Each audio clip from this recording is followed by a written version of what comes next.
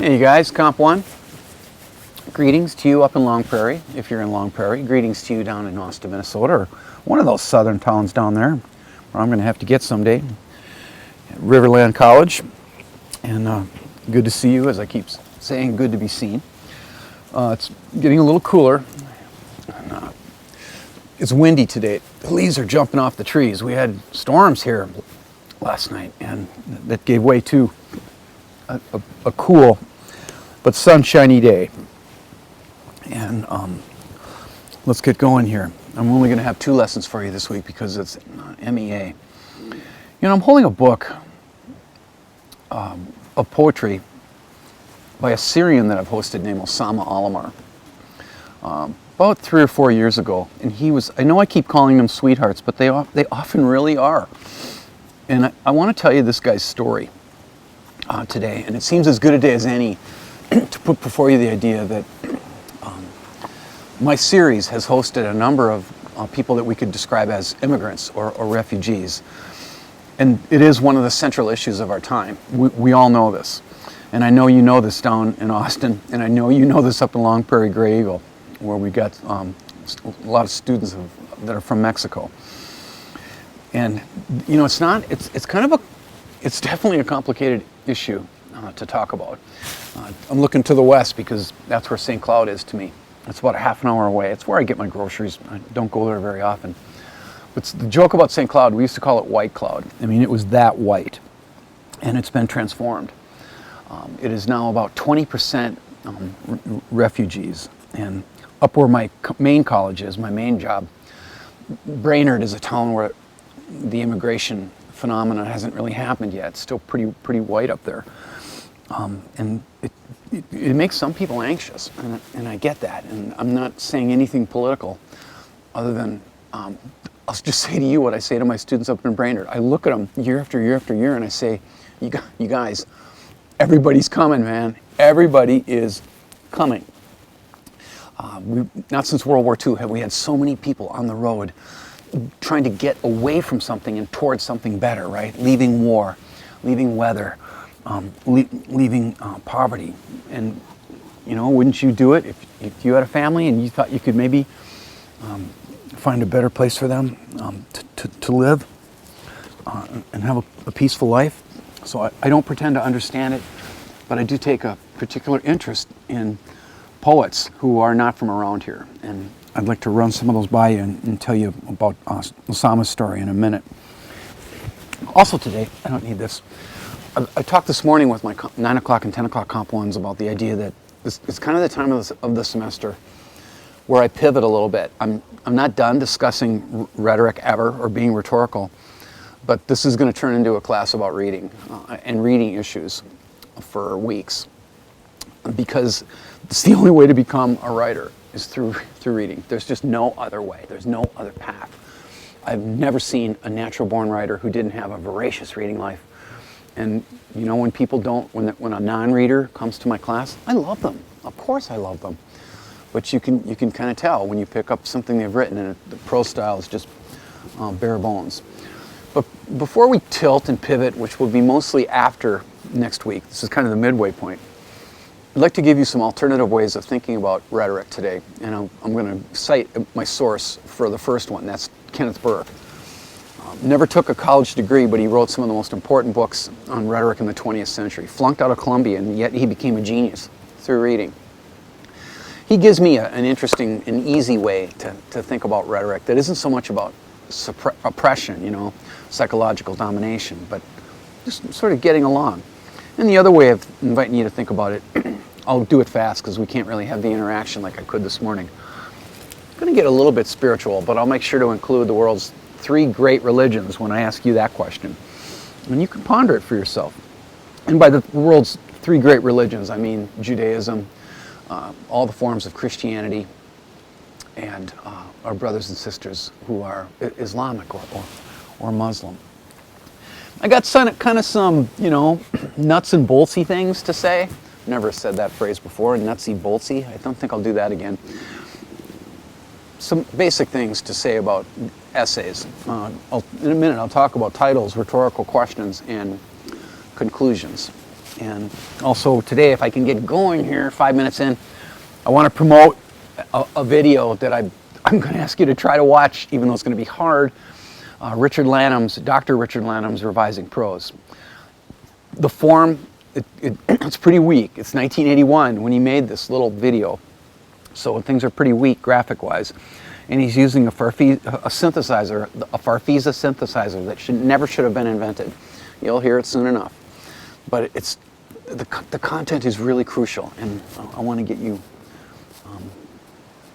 I want to try to get you interested in him. He's a big deal. He wrote a book called Revising Prose, and another book called Style, an anti-textbook. And he's a pretty big influence on me. Wind's a little loud out here, even though I got my mic inside the shirt trick, which actually kind of works. And I'm going to go to my desk so I can present. Well, here we are back in my cozy little study, or one of them. And I'd like to do what I told you I would do, which is just run you quickly through a list of poets that I've hosted. And I call this, it's a keynote presentation that I called Not Exactly From Around Here. And this time out, I won't show it as a slide thing. I'll just try to put the pictures on the timeline here. I'm trying to get good at doing that, and I'm not there yet, but I'm trying to make progress.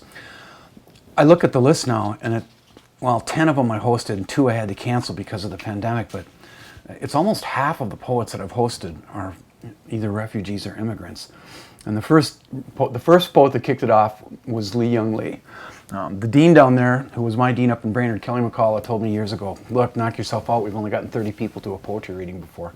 Well, it helps to know what you're doing, doesn't it? And I knew a thing or two about organizing, promoting, and hosting first-class literary events, and I filled the Chalberg with the first event. Lee Young Lee, who's an ethnic Chinese guy who I adore. He just killed it.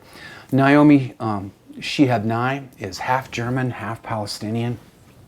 No writer wrote me longer than her after the event was over. It's always a 2-day buddy story, and you get a thank you email or two. But she wrote me for 3 years. She sent me grapefruits, oranges, Amish popcorn. I didn't even know there was such a thing as Amish popcorn. She sent me dishcloths, which I thought was a little weird, but I'm still using them. And how I loved her. Richard Blanco, we've already met. Richard Blanco is the gay Cuban-American, the first ever to read an inaugural poem at a presidential inauguration. Rising star in American poetry. Here's the gaze of Charles Simic, man. This guy, hosted him in 2014. I think he's past 80 at this point, and originally from Belgrade, Yugoslavia. His mother had to put her winter coat over his little kid head more than once to prevent him from seeing the Slavic men that were hanging from telephone poles, courtesy of the Nazis. They killed 80,000 Slavic men in his town. They got away to Paris and then Chicago, and he learned English, eating potato chips with his brother, watching TV. Palliated woodpecker, outstanding. Love this guy, Juan Felipe Herrera. I hosted him when he was the U.S. Poet Laureate and Long Prairie Gray Eagle. I brought him to your school, man, about 4 years ago. He killed it for about 400 kids there. And I brought him there because your school's half Latino now. He was named also the U.S. Poet Laureate, renamed, the day that I woke him up that I picked him up in my guest house here. And he was so excited. And I had such a great time with him. Vijay Seshadri is originally from Bangalore, India, and he's currently an English professor at Sarah Lawrence up in New York.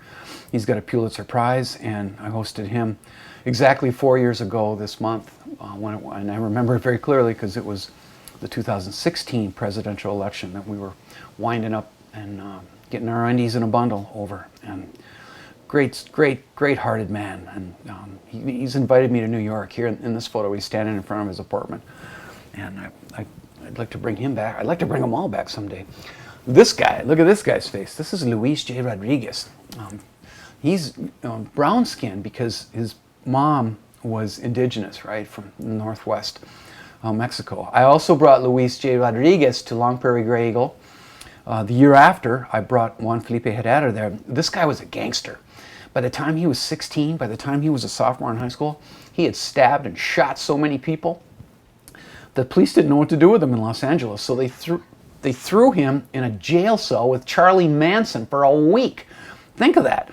And that was a rough enough experience that at the end of it, Luis J. Rodriguez said, I'm going to mend my ways. I'm not going to be a gangbanger anymore. Started taking English classes at a community college like Riverland, like Central Lakes College, and resolved instead to be a great American writer. Made me a little nervous sitting in my kitchen with me for a couple days. He told me that he didn't have any retirement because every penny that he makes, he pours into this cultural center that he runs. This cultural center partly, and it's also the only bookstore in his town. His friend Bruce Springsteen has been there more than once, and had great time hosting him. Now this man, Peter Blakian, just looks like, a regular American, and if you heard him speak, you'd go, wow, I can hear New Jersey in your voice. Yeah, Peter Blakian did grow up in New Jersey, but he's Armenian actually, and his mother was the only relative on that side of the family, his grandmother rather. Peter Blakian's grandmother was the only relative on that side of the family to survive the Armenian genocide of 1915, which was completely horrific, and a lot of people don't know anything about it. Enacted by Ottoman Turks, in other words Muslims, against Catholics. 2.5 million people died and were brutally sent on death marches, particularly around Aleppo. And Peter Blakian, who has a Pulitzer Prize, inspired the theme of my Comp 2 last year, but I'm going to switch it out in the spring. If you want to follow me into the spring, that'd be great. It would save on my constitution in terms of learning names. He inspired a trauma literature unit is what he inspired me to do. Art that came out of suffering in the 20th century. Kaveh Akbar is the last poet that I've hosted live.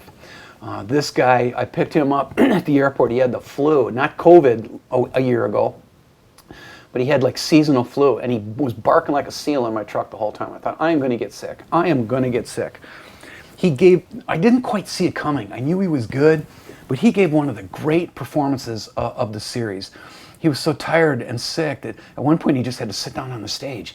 He didn't want the podium either. He just wanted a mic stand because he cut his teeth as a poet doing slam poetry in bars with like hockey games going on above him and people, jeering him.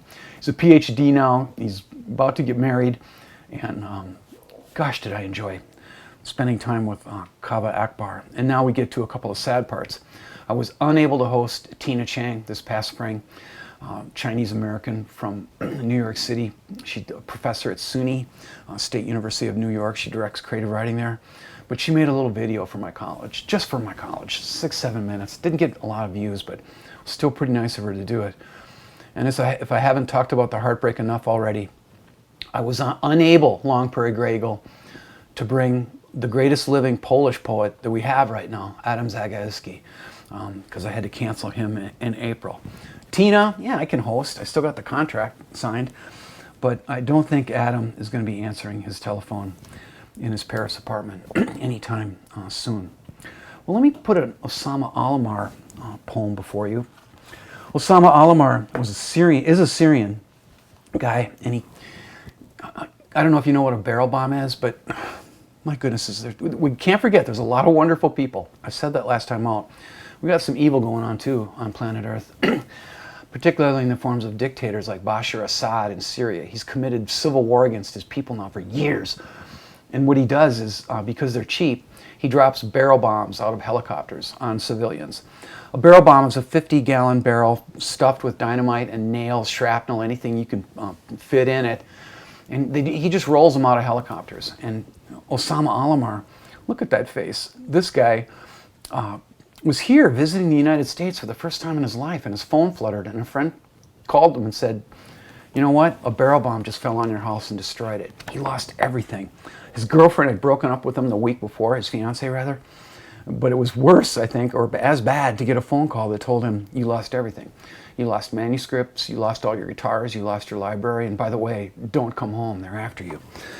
I didn't emphasize this enough with my 9 and my 10 o'clock people because I gotta write this down. They're never gonna hear it if I don't write it down and remember. Writers are dangerous. People who can read, write, speak, and think are dangerous. And one of the ways that Osama Alimar, when he noticed that he had friends vanishing, being disappeared around him that were writers in Syria, he tried to stay just as metaphoric as possible. He realized that the more concretely you were writing in protest against the Bashar Assad regime, that the more likely you would be just picked up by police and just sort of taken God knows where. And what I love about it is that when he couldn't go home, his English was his English sucked. It wasn't very strong. So there were some years there where the only way he could make a living was to drive cab. He drove cab in Chicago, getting people around with his phone.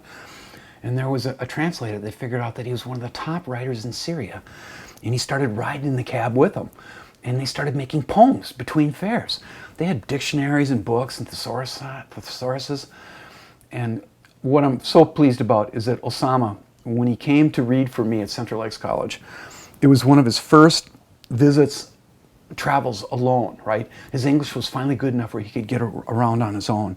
And because this segment is past the 10-minute mark, and I've got to dial that back a little bit, I'll just read one poem to you. This is brief. If you blink, you're going to miss it. The Knife. He was born with a silver knife in his mouth, and he was its first victim. All right. A couple of alternative ways of thinking about rhetoric. Kenneth Burke teaches me that, yes, rhetoric is sometimes about subduing another to thinking in the way you are, to get their thoughts to tally with yours. It can be about manipulation, psychological oppression, as the sophist would put it. Burke says it doesn't have to be that. This is dead simple. It can be just about getting along, right? Burke says that when two people meet, one of the first things that they do is find points of identification, substance between themselves. And I can't do this at Riverland because I don't know any of you, right? This is just thin air time. But when I start up a class at Central Lakes College, that's part of the work, right? Okay, I taught your sister, I know you, I know your family. You do whatever you can to pull yourselves together as people. Now, if you find a lot of substance, you might have a lover, you might have a spouse, a man or a woman that you might want to marry. And if you can't find any substance, you might have what Burke calls a counter-agent, or a reliable villain, as Herman Melville would put it. And I always tell the story of this kid named Joe Mugley that flopped in a seat years ago in my old classroom. 16-year-old kid, smelled of cigarettes because he'd been in the woods smoking. And he sat I hope in school you don't slide down so you're sitting almost horizontally. He was almost slid away. It's early, we're all tired, and I looked at his shirt and I said, Led Zeppelin. He said, yeah. You a Led Zeppelin fan, Mr. Johnson? I said, kid, I saw Led Zeppelin in 1977, March, 2 nights in a row. Yeah, I was there. And he said, I love you. And he jumped up and gave me this hug, right? Well, if a principal walks by right then, the principal might say, what are you doing hugging a 16-year-old boy when you should be teaching? And I would turn to the door and I would say, excuse me, we're having a moment of Burkean consubstantiality. Leave me alone, I'm working here. And the other way of thinking about rhetoric, the way I think about it, and it's a weird question, and it's a way that you might not have thought before.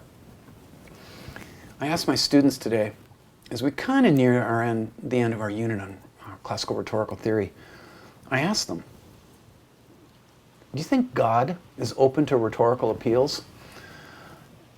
Do you think when a Christian prays to God, do you think when a Jew prays to Yahweh, whose name is so sacred, they don't dare breathe it. They don't say that. I don't know if you know that.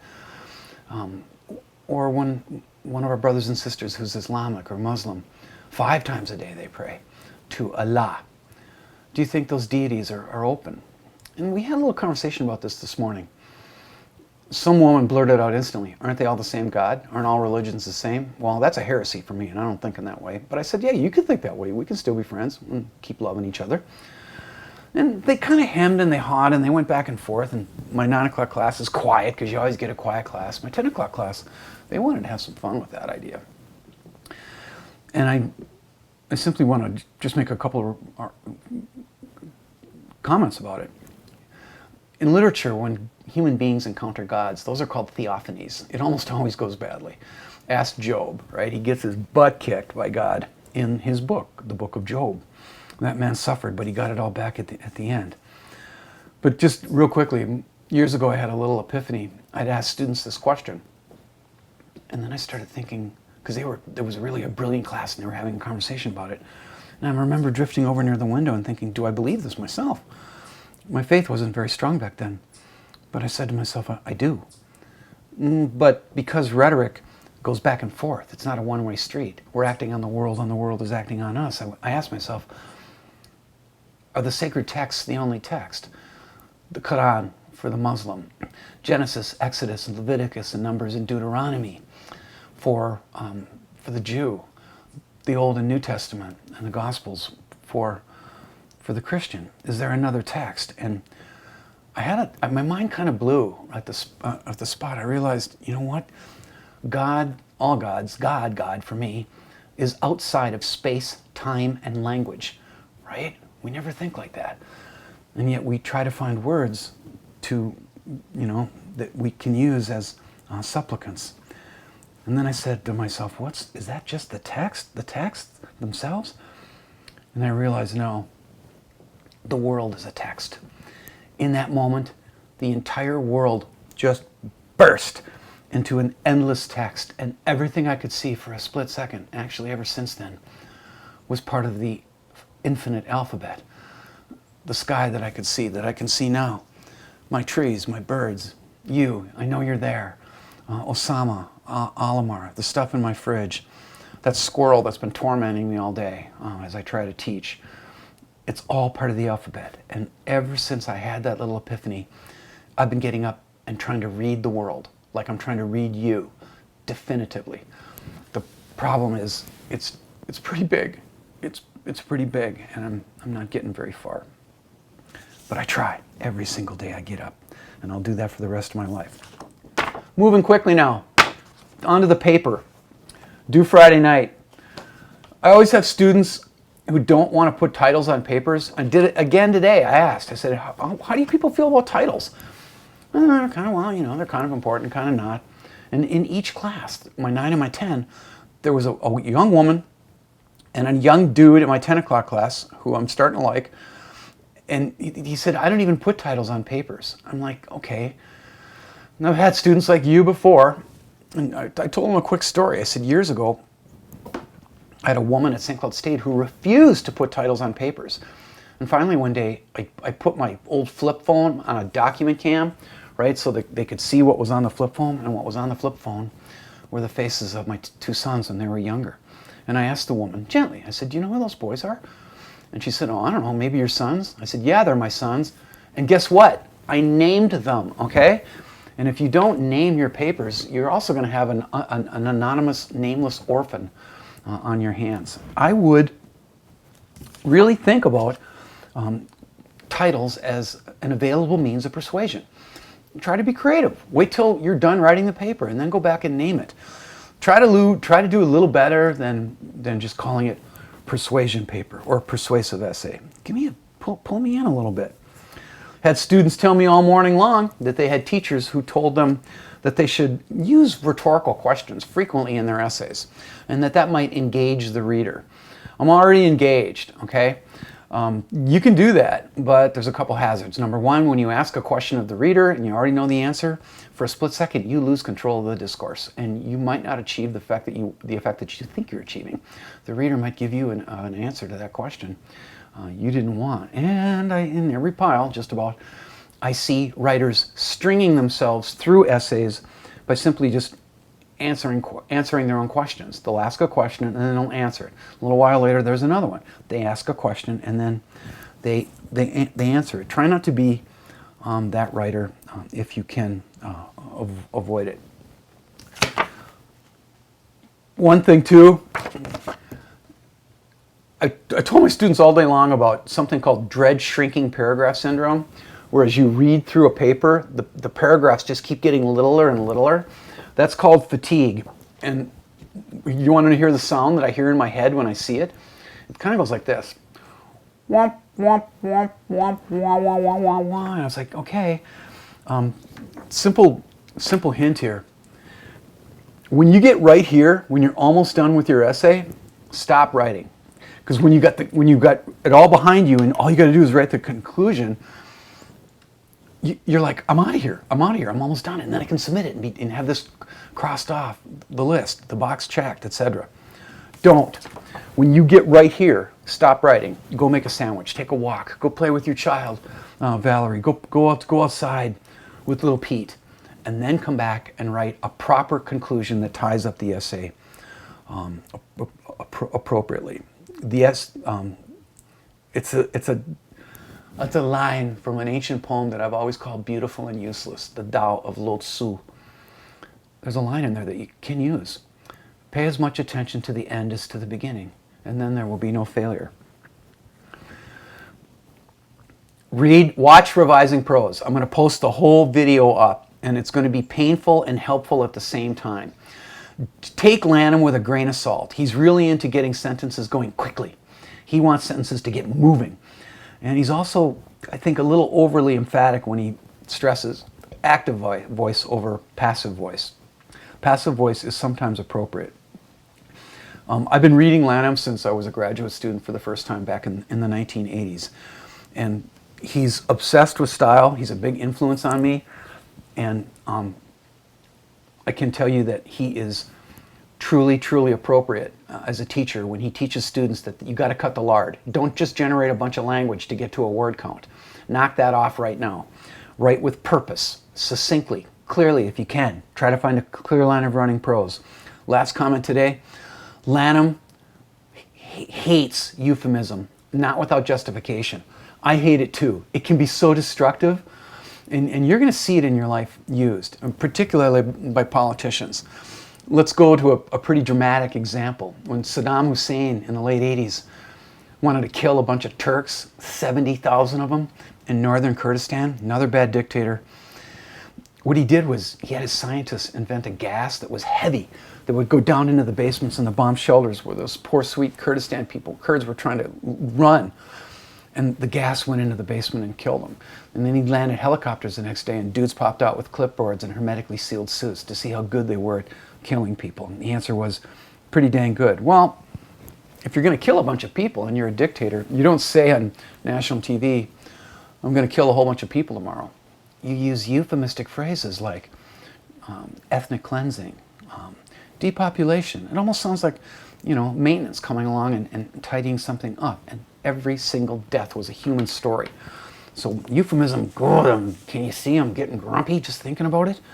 And have I used it in my life? Maybe, but I got personal problems you can't touch, but I've knocked that off. Euphemism is unhelpful.